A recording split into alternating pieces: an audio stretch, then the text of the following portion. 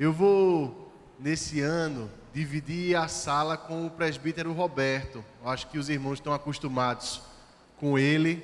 Eu não tenho aqueles belos olhos azuis, né? Mas a gente vai na graça de Deus, tá certo? E é um prazer muito grande. Talvez alguém aqui ainda não me conheça. Meu nome é Letinho. Na verdade, meu nome é Wellington. Mas como eu perdi o meu nome próprio há muito tempo, eu sou muito mais conhecido por Letinho, certo? E eu sou pastor agora, responsável pelo Ministério de Família. Vou estar dividindo a sala aqui com o Roberto.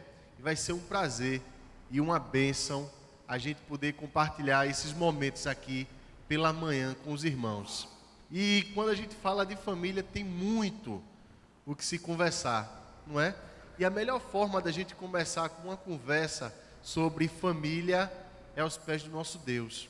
Então eu gostaria de te fazer esse convite a orar agora, a fazer um tempo de oração silenciosa.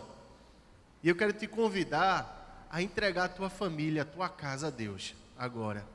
E que o pedido do nosso coração seja esse, que Deus fale profundo e ricamente aos nossos corações, para que a partir da transformação do nosso coração a gente possa pregar essa verdade de forma natural e essa verdade alcance outras pessoas também. Então vamos fazer isso agora, irmãos.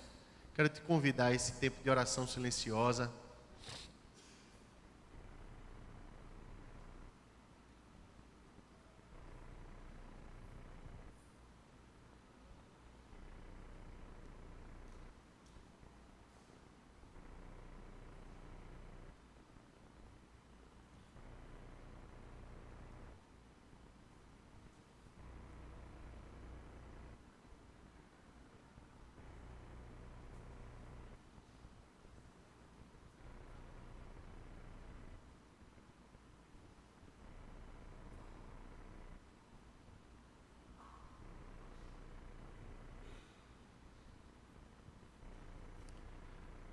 Estamos todos juntos aqui, Deus, para saber de Ti, aquilo que o Senhor pode colocar e só o Senhor pode colocar no nosso coração como verdade para a vida, como justiça do Teu reino. O que a gente te pede, Pai, é que essa palavra, Senhor, seja manifesta de forma muito poderosa e que ela produza transformações, que ela produza mudanças e que a nossa vida seja reconhecidamente vida aos Teus pés. Muito obrigado, Senhor, por cada irmão, cada irmã que está aqui nessa manhã e enche nosso coração do Teu Espírito, Pai, no nome de Jesus. Amém e amém. Bem, isso é uma classe de escola dominical, né? E o normal de uma sala é que o professor conheça os alunos. Então eu queria começar. Brincadeira, eu não vou pedir para ninguém dizer o nome, tá certo? Senão a gente vai gastar o pouco tempo que a gente tem. Mas aos poucos eu vou conhecendo os irmãos e vai ser bênção, viu? Se eu por acaso esquecer o nome de alguém, meu irmão, me desculpe. É porque é muita gente para a gente poder decorar o nome. Mas a verdade é uma só, que é a verdade do Evangelho e da vida da gente. Deixa eu fazer para você um convite agora. A gente abrir a Bíblia lá no Salmo 128. É um dos salmos mais emblemáticos sobre família. Para a gente começar um bate-papo, para a gente dar um start na nossa classe. Salmo 128. Eu queria te pedir para fazer essa leitura alternada comigo. Eu vou ler o primeiro versículo, os irmãos lêem o segundo, assim até o sexto. Salmo 128.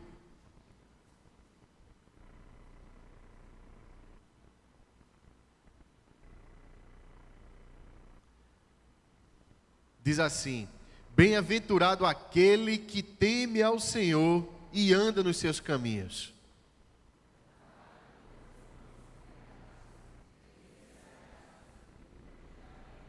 Tua esposa no interior de tua casa será como a videira frutífera, teus filhos como rebentos da oliveira à roda da tua mesa.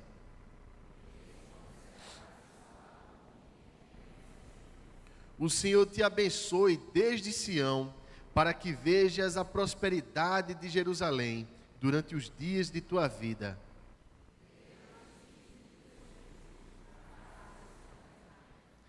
Que bênção, né?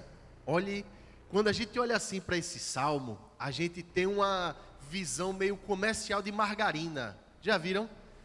A família reunida de manhã cedo, todo mundo bonitinho, a mãe maquiada, o pai bem barbeado, as crianças obedientes, não é? A toalha da mesa impecável, uma mesa farta, pães, naturalmente a margarina do comercial, suco de laranja, bulizinho bonitinho com café, não é? E aí aquele 3 minutos ali de sonho de comercial, piadas, e todos terminam o comercial rindo, não é? A vida é assim, não é? Quando a gente olha para esse salmo, a gente tem uma visão muito parecida, mas na realidade eu não sei como é na casa dos irmãos. O ritmo matinal é muito frenético, principalmente para quem tem filhos em idade escolar, não é? Acorda, corre, pega, arruma os meninos, alguém derruba alguma coisa na toalha da mesa, não é? Quando a família toma o café da manhã junta, não é? Então, essa realidade do Salmo parece ser uma coisa muito distante da realidade cotidiana e diária da vida da gente. Ao mesmo tempo, nós percebemos que da igreja para fora existe uma crise de identidade na família. Não é verdade? Hoje em dia, todas as coisas são chamadas de família. Hoje, a academia tem estudado, inclusive, a família mononuclear, que é a família de um só. Eu acho que é impossível fazer um aniversário surpresa, né? Professor, mas está sendo estudado, a academia tem estudado isso. A família, não, só uma pessoa.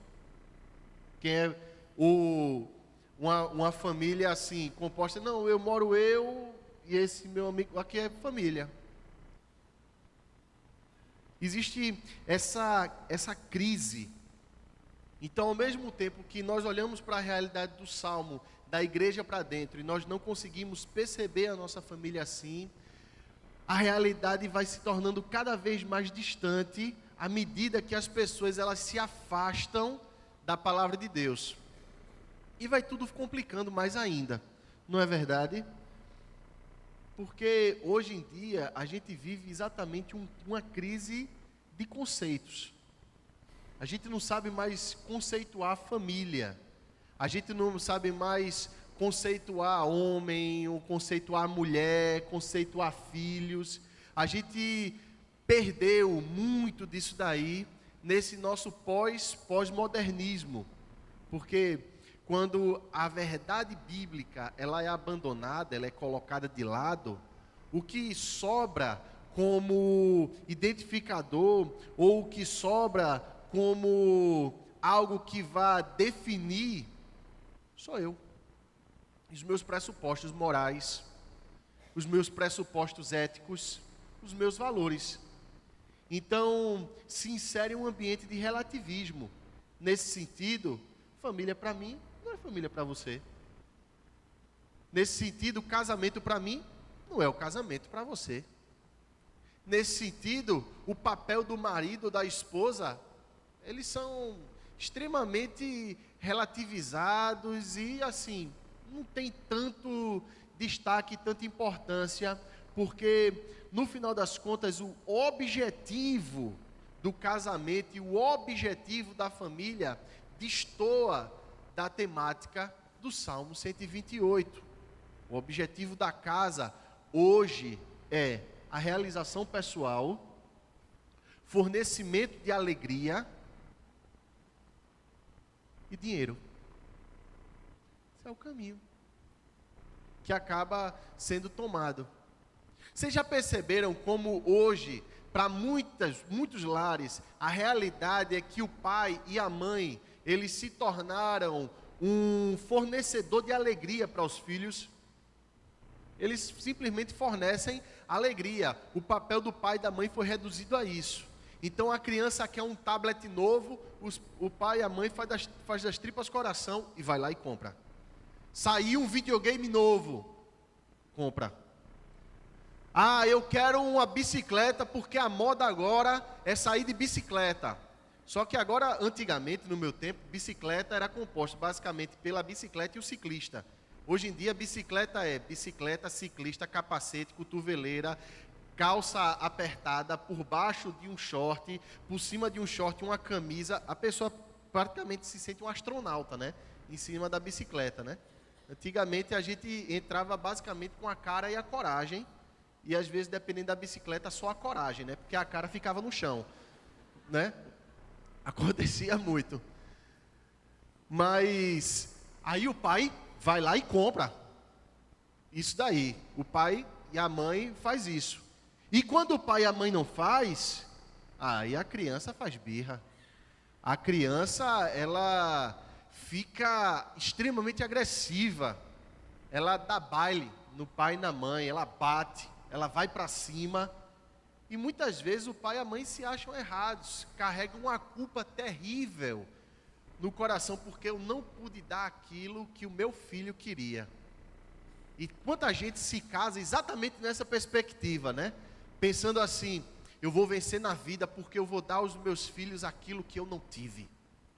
Já viu alguém dizendo isso? Olha aqui, meu filho, nunca tive, mas você tem. Aí o pai se sente o macho alfa, não é? Aí a mãe, ela olha no espelho e diz assim, eu estou muito desgrenhada, preciso ir ao salão para me sentir gente, não é? E aí vai no salão de beleza, volta, a beleza dela dura até as crianças chegarem da escola. Chegou da escola, acabou a beleza dela, né? Porque é um filho que sobe nela, outro que puxa a roupa, um implica com o outro. Olha, na minha casa, eu vou contar um testemunho pessoal. A minha mãe, ela mandou fazer sofá e estante de concreto. Porque no período de 1 ano, 3 vezes ela trocou o estofamento da casa. Porque era assim, eu acho que minha mãe, ela não tinha ideia do que ela, assim, concebeu, né? Porque são 3 filhos de idade muito parecidas. O que um inventava, o outro ia atrás. Né? Tem gente que está rindo por adesão, né? Faz isso, né? Então a gente saia pulando. Teve uma vez que eu derrubei a televisão em cima de mim, porque era de madeira, e eu achei que seria interessante botar os 2 pés e ficar balançando o móvel até Cid Moreira cair da televisão, tá entendendo? Na minha cabeça isso ia acontecer, mas a televisão é que veio para cima de mim, né? Enfim, você lembra aquela televisão com a caixa de madeira? Quando você desligava, ficava um furo no meio. Pronto, ela mesmo, tinha um botão de máquina de lavar para trocar o canal. Pronto, é essa mesmo. Blum, caiu para cima de mim. Enfim, minha mãe desistiu e colocou isso daí. Então, a mulher, ela tem um desafio hoje, porque a sociedade impõe um padrão de beleza para ela, um manequim, né? E ela tem que conciliar ao mesmo tempo essa relação de filho. E muitas vezes, essa mesma mulher e esse mesmo pai, eles instituem uma relação de competição dentro da igreja, muitas vezes. Já prestaram atenção nisso? A família sai de casa brigando, hoje talvez tenha acontecido na sua casa hoje de manhã. Chegou atrasado, não sei o que, aquela confusão, briga, não sei o que, os meninos estão implicando no carro, blá, blá, blá, aquela coisa toda. Chegou na igreja, todos sorriem, se abraçam, entram na porta da igreja cumprimentando-se educadamente, como pessoas da corte, não é? E está tudo certo. Então, a gente se distancia desse Salmo 128 nesses conflitos, nesses conceitos, nessas subjetividades. E a coisa vai se tornando cada vez mais distante e pueril. E aí você olha para esse Salmo 128 pasmado e você diz assim, por que minha casa não é assim? Eu confio em Deus. E por que minha casa não é assim? Por que meu casamento não é assim? Por que a minha vida sexual não é assim? Porque eu olho para as outras pessoas da igreja e eu vejo todo mundo tão educadinho, tão bonito, tão sorridente, os cabelos escovados, as camisas mais bem passadas. E por que a minha casa não é assim? E talvez nos conflitos familiares você comece a jogar responsabilidade no maridão ou na esposa. Você terceiriza a culpa. E você monta comparativos. E aí você fala assim: olha, a família de fulano é assim porque a gente não consegue. E por que eu não consigo, e por que eu não faço, e por que eu não sou? E vai viver eternamente uma agonia. E o resultado disso eu vou falar para os irmãos agora. O IBGE, na última pesquisa, viu que entre 2004 e 2014, os casos de divórcio cresceram 206% no mundo aí fora. Só que a porcentagem de cristãos evangélicos divorciados está pau a pau nisso daí. Está pau a pau. Eu não vou pedir para ninguém levantar a mão aqui, mas você já conheceu alguém que se divorciou nesses últimos tempos? Ou que se separou nesses últimos tempos? Talvez você seja casado há muito pouco tempo e você diga assim: isso não vai acontecer nunca comigo. Só que os casos de divórcio, pelo menos na maior parte, entre a classe média, tem acontecido da seguinte forma: aos 9 ou 10 anos de casado, o homem se separa da mulher, casa-se novamente ou se une a uma pessoa 10 anos mais jovem do que ele, a mulher fica com os filhos e ele fornece a pensão. É o que tem acontecido regularmente. Tudo isso porque essa realidade do Salmo 128 tem se distanciado dos lares. Em outras palavras, a Bíblia Sagrada, ela está em rota de colisão com o mundo. E se você espera que o seu casamento seja aos pés de Deus, saiba que o seu casamento também está em rota de colisão com o mundo. Vai ser impossível você associar as duas coisas. Vai ser necessário abrir mão de muitas coisas. Então, o objetivo da nossa sala é nos aproximarmos cada vez mais desse Salmo 128. O objetivo da nossa sala é um resgate ao projeto inicial de Deus para casamento e família. O objeto de estudo da nossa sala não é essencialmente, primariamente a família, porque a Bíblia Sagrada, ela não foi escrita como manual para a família. A Bíblia Sagrada trata de Jesus Cristo. Ele é o foco e é o centro da Bíblia. E por que é importante dizer isso? Porque no momento de crise, eu já fui procurado inúmeras vezes nesse sentido, nessa semana, na semana anterior a essa, e todas as vezes que eu tenho a oportunidade de aconselhar qualquer pessoa que esteja em crise familiar, ela diz assim: eu preciso da ajuda de Deus para minha família.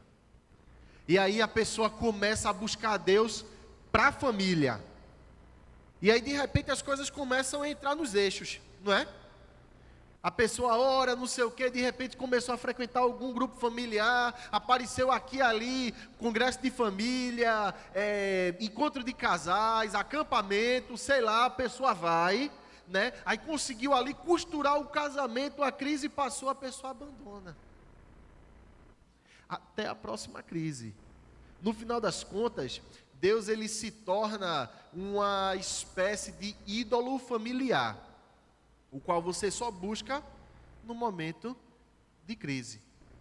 No entanto, a leitura somente do versículo 1 desse Salmo 128, ele fala de uma realidade de vida, de uma vivência pessoal.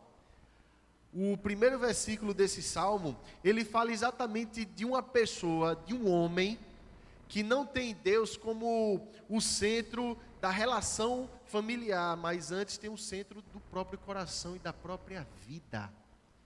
Entenda a diferença? Ele não busca Deus para Deus consertar a família dele e depois abandona Deus. Ele busca Deus porque Deus é Deus. E pronto. O objetivo aqui é conhecer e, em conhecendo, aprender a confiar em Deus, porque a gente só consegue confiar naquilo que a gente conhece. Não é verdade? Diz assim, olha, bem-aventurado, e aqui eu não preciso dizer que bem-aventurado é feliz, apesar de eu já ter dito, aquele que teme o Senhor e anda nos seus caminhos. Olha, você vai ser feliz se você temer ao Senhor e andar nos caminhos dele. Em outras palavras, se você levar Deus a sério. E levar Deus a sério aqui é um script de vida. Não é algo que a gente vai viver aos domingos. Porque a gente ainda tem essa coisa na vida da gente de dicotomizar. E a vida da gente no profano e no sagrado. Não é? Então, aos domingos eu tenho uma realidade sagrada. Aos domingos eu tenho uma realidade de arrumar. Aos domingos eu tenho uma realidade de buscar a Deus. Mas amanhã é segunda-feira. E aí eu me distancio disso daí. Nas segundas-feiras, o bicho pega.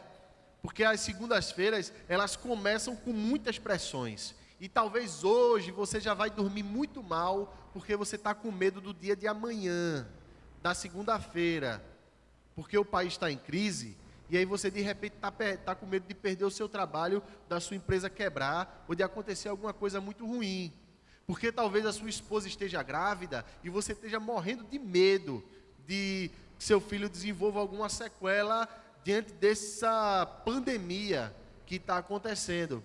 E as razões dos nossos temores, elas são diversificadas e tremendas. Mas sem que a gente entenda que a razão principal do nosso temor é o Senhor, meu Deus, a gente vai viver inserido num contexto e num ambiente de temores constantes.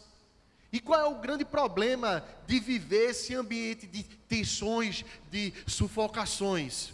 É que isso vaza da gente. Isso extrapola o coração da gente para as nossas relações familiares. E extrapolando, a gente descarrega. E descarrega nos filhos, e descarrega na esposa, das mais variadas formas diferentes. Nós estamos falando aqui das consequências do homem ou da mulher não temer ao Senhor.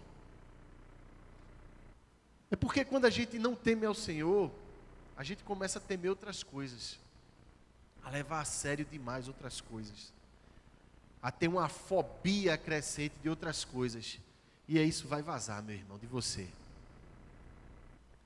E como a gente não aguenta viver isso, a gente percebe consultórios psiquiátricos e psicológicos, de psicólogos hiperlotados. Nós somos, eu não sei se os irmãos têm essa estatística, mas o Brasil é o maior consumidor mundial de Rivotril. Imagina o que é isso. Eu tive a oportunidade de conversar com gente que é assim, hiperdependente. Não é aquela pessoa que toma um remédio controlado para estabilizar e depois caminha sozinho, não. Mas a pessoa hiperdependente de remédio controlado, como se fosse uma dependência química realmente, dela dizer assim, eu me gosto mais com o remédio, sem o remédio eu não sou nada. Quando não se vive essa vida de temor ao Senhor, meu querido, o resultado vai ser esse. E isso vai vazar de dentro de você de alguma forma.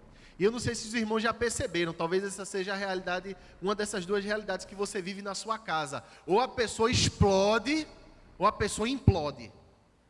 Tem gente que, quando está assim estressado, coração cheio de temor, que está assim agoniado, ele explode. E explode em quem estiver perto. Se tiver filho adolescente perto, nem todo Capitão Nascimento é tão agressivo, não é? O cara deixou uma calça pelo avesso no chão do quarto, pronto. É o suficiente, até as portas da casa vão cair com um grito. Quem deixou isso aqui? Ou então o pai chega estressado, quer falar com ninguém, se encaramuja, se fecha, vai para o quarto. Deixa teu pai, deixa ele. Marido, amor, paixão, não sei como é que você chama o seu marido na sua intimidade. Chuchu, é brega, né? Chuchu é um pouco brega. Mas não sei como é que você chama. Marido, vem jantar. Não, depois, não me incomode não. Solta os cachorros lá e fica lá, no seu mundinho pessoal. E aí as demandas dos filhos, elas surgem como uma responsabilidade assim intolerável. Afinal de contas, você já não paga mensalidade, paga plano de saúde, paga curso de inglês, paga esporte, paga cursinho, matéria isolada, paga babá, paga prestação do carro, paga IPTU. Aliás, Jesse Quirino disse que o estresse é culpa do vírus da letra I, não é? Que é IPTU, imposto de renda. Aí no nordestinês dele ele diz emplacamento de carro, né? IPVA e estresse. Mas o cara tá tanta coisa nas costas dele, ele tá com medo de perder qualquer coisa, porque se ele perder qualquer renda, se ele não bater as metas e aquilo dali for arrancado dele, é como se um pedaço dele tivesse sendo tirado. E aí ele não aguenta mais responsabilidade. Os filhos estão crescendo e ele está passivo. Ele se tornou somente o passador de cheque. E a criança vai crescendo com essa realidade, vendo o pai dar esse exemplo, e ela vai começando a achar isso normal. No futuro ela vai reproduzir isso daqui. A consequência de não temer ao Senhor. É a consequência de não levar a Deus a sério no dia a dia e a cada manhã. Esse vai ser o resultado natural e comum. O fato é que, sem nós percebermos, os nossos lares, eles vão se corroendo, sabe? As pessoas, elas vão se tornando somente um agregado de gente dividindo o mesmo teto. Mas a pessoalidade, a cumplicidade do casal, a paixão, ela vai sumindo. Ela vai sendo diluída nessas artificialidades. E aí quando você olhar para trás, você vai dizer assim: eu não sou mais feliz. Ou, como eu já ouvi uma certa senhora dizer para mim: ele não me satisfaz mais, em nenhum sentido. Olha, 15 anos de casados e ele não me satisfaz mais em nenhum sentido. Eu sou infeliz, eu tenho que fazer para mim, fazer por mim. E aí a pessoa vai pegar um livro de autoajuda. Eu preciso me ajudar, meu Deus. Vou ler Julia Roberts, Comer, Rezar e Amar. A gente ri, mas o livro trata exatamente disso. De uma mulher que se percebeu infeliz, pediu divórcio e foi procurar felicidade lá fora. E muitas vezes o homem faz isso também. E ele quer a multiplicidade. Ele viu que monogamia é uma coisa extremamente desagradável. Ele quer a diversidade. E ele vai sair para ganhar o mundo. Na multiplicidade de parceiras. Filho passa a ser um estranho para ele. A ex-esposa passa a ser uma inimiga ferrenha, terrível. Enquanto isso acontece, as pessoas elas vão se vitimizando, não é? coitado de mim. A gente racionaliza em cima da relação, procura os culpados, nomeia-os e o condena. Não é? Aí a gente vê que a proposta positiva desse salmo também traz no reflexo, na sua antítese, uma coisa terrível e um cenário de morte se vestindo. Porque se o temor do Senhor não for o princípio que norteia e que rege a minha casa, e antes da minha casa que norteia e que rege o meu coração e a minha vida, meu Deus, a gente vê tudo ao contrário. Do trabalho das tuas mãos comerás, feliz serás e tudo te irá bem. Não vai acontecer assim. Até do fruto do trabalho, você vai sentir aquela coisa de nunca dar. Já viu? Gente que nunca está suficiente, nunca está satisfeito. Ah, porque eu queria mais isso. Ah, porque se eu ganhasse R$ 500 a mais seria bom. Está sempre se queixando. Tua esposa no interior de tua casa será como videira frutífera, teus filhos como rebentos da oliveira, a roda da tua mesa. Está falando aqui de uma relação de cumplicidade, de uma relação de mesa. E a gente só se sente à vontade para comer com quem a gente tem intimidade. Eu nunca vi ninguém chegar numa praça da alimentação, não, vou sentar com esse pessoal aqui que é estranho. Não acontece, a gente senta com os amigos, com a família da gente. É uma relação de mesa, uma relação de proximidade. Mas, desde que a sua relação com Deus e o seu temor não seja Deus, vai ter um bocado de estranho dentro de casa, e talvez estranho que você chame de filho e chame de filha. Mas que você não sabe com quem anda, mas que você não sabe para onde vai, mas que você não conhece os conflitos internos, com os quais você não dialoga, e a gente não tem uma estatística disso aqui no Brasil, mas na década de 90, final da década de 90, começo do ano 2000, fizeram uma pesquisa nos Estados Unidos e detectaram que os pais, eles passam em média 5 minutos conversando com os filhos. 5 minutos. Quanto tempo você passa conversando com seu filho ou com sua esposa? E eu não estou falando de se juntar na frente da televisão para assistir alguma coisa, não. É conversando. É conversando.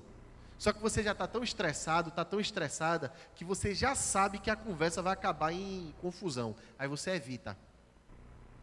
E já que todo mundo tem o seu mundinho particular no seu quarto, o filho tem um videogame e tem a televisão e o notebook do quarto dele, você tem o seu, a sua esposa tem o dela, né? Cada um vai para o seu mundo e todo mundo finge que está tudo bem. Isso é a paz vivida nos conceitos da gente, segundo o nosso relativismo. Eis como será abençoado um homem que teme ao Senhor. O Senhor te abençoe desde Sião, para que vejas a prosperidade de Jerusalém durante os dias de tua vida. Veja os filhos de teus filhos, paz sobre Israel.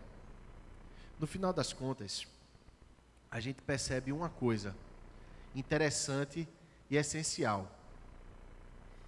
Um conceito sólido e cristão, maduro de família, não é somente uma questão de vida comunitária pessoal, do seu núcleo familiar. No final das contas, isso é uma questão de segurança nacional. Veja que coisa interessante. Que desdobramentos a gente não tem, não é verdade? E a lógica disso é muito fácil da gente compreender e muito difícil da gente aplicar. A gente percebe basicamente o seguinte, que hoje o oprimido amanhã se torna opressor. Que hoje aquele que assiste à corrupção amanhã se torna corruptor. Que hoje o que assiste dentro da própria casa, a dissolução, o pé de guerra, o valor pessoal sendo como o egoísmo e a egolatria, ele vai reproduzir isso na sociedade aí fora. E aí a gente vai começar a perceber a nossa sociedade tal e qual ela se apresenta. Um cenário político que tem raízes profundas na corrupção e na instabilidade baseada na corrupção. A gente vai ver uma realidade de vida sendo montada naquele ditame: farinha pouca, o meu pirão primeiro. A gente vai ver uma realidade de vida onde o seu carro, ele se torna uma arma. Porque se alguém te der uma fechada, se um motociclista vier para perto de você, você passa por cima. E a gente está passando isso para os filhos. Sem você perceber, a gente está acabando com o nosso país. E é exatamente por isso que esse salmista ele vai terminando um salmo dizendo assim: paz sobre Israel. Sobre Israel, a nação, o país. Porque, meu querido, veja só, não adianta nada você oferecer para o seu filho a melhor escolaridade, porque escola, ela não educa o seu filho como você tem que educar. A escola vai fornecer escolaridade, mas o papel de educador é teu. E só para a gente finalizar agora, que a gente está com bem pouquinho tempo hoje, eu não sei se os irmãos tiveram a oportunidade de vir aqui a palestra do TED Trip. Não sei quem teve aqui essa oportunidade. Foi espetacular, foi boa, não foi? Foi espetacular. Depois daquele culto eu fui conversar com ele. Que um homem tão sábio assim, uma pessoa tão experiente, eu disse assim: olha, eu preciso pedir alguns conselhos ao senhor. O senhor me ajuda? Aí ele disse: ajudo. Estou começando esse ano o Ministério de Família, aqui na igreja. Se o senhor fosse começar um ministério hoje, por onde é que o senhor começaria? Aí ele disse: pelo básico, meu filho. Ensine um homem a ser homem, a mulher a ser mulher, e os filhos a serem filhos. Tão simples isso, não é? Mas a gente vem carregado de tantos pressupostos.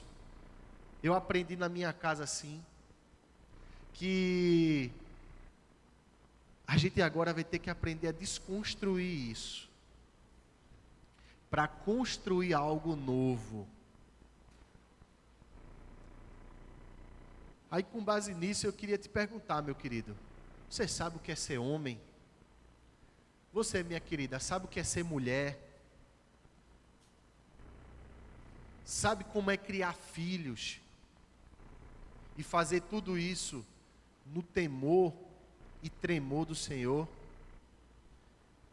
Se você está atrás de respostas, se você gostaria de viver essa realidade do Salmo 128, eu quero te convidar a ser assíduo e fiel aqui na nossa classe, porque a gente vai crescer junto.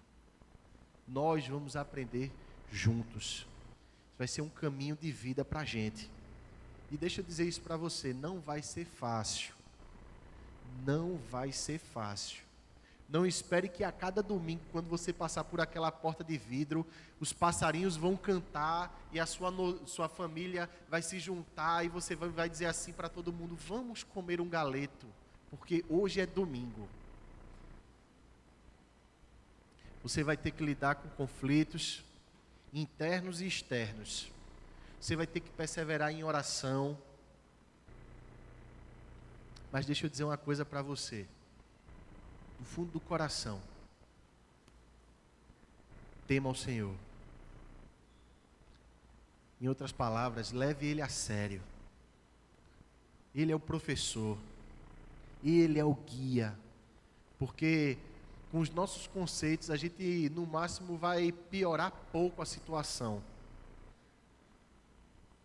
mas em Deus nós seremos mais do que vencedores, em Cristo Jesus. Então eu quero te convidar a fazer isso. Vamos orar, que a gente já está na hora do nosso culto. Eu gostaria de conversar o resto da manhã com os irmãos aqui. Eu gostaria de conversar o resto da manhã, mas a gente tem pouco tempo, mas em compensação a gente vai ter o resto do ano e vai ser bênção. Amém? Vamos orar? Oh Deus, muito obrigado, Pai. Muitíssimo obrigado, Senhor. porque a gente está na tua presença, Deus.